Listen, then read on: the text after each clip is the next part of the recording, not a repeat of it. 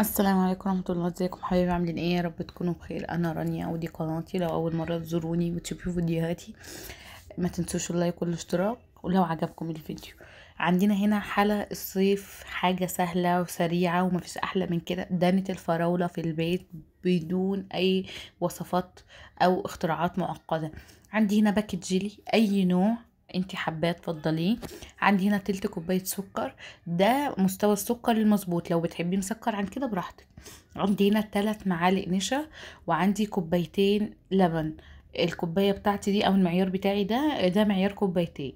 لو مش متاح عندك لبن حليب، عندك لبن باودر ومش عارفه تستخدميه ازاي، 3 معالق من اللبن على الكوبايه الميه الواحده، يبقى انا عندي معدل كوبايتين ميه ل6 معالق لبن.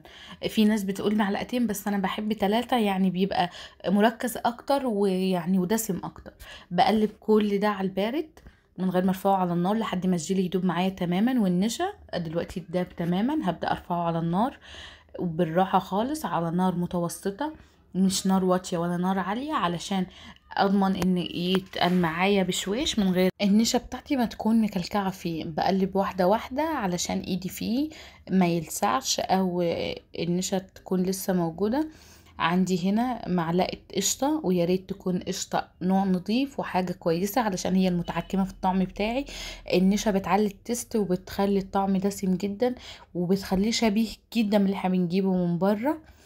هنا القوام بتاعي تقل تماما زي ما انا عايزه. ضفت عليه معلقتين القشطه بتوعي، يا ريت تكون حاجه زي ما قلنا غنيه ودسمه.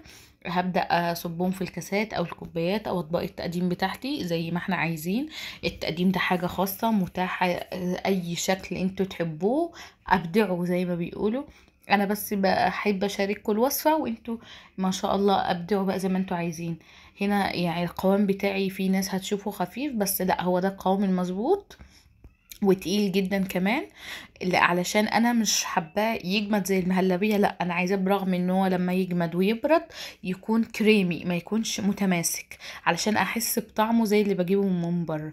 ان شاء الله جربوه، حاجة سهلة وسريعة وان شاء الله تعجبكم. وما تنسوش اللايك والاشتراك لو عجبكم الفيديو.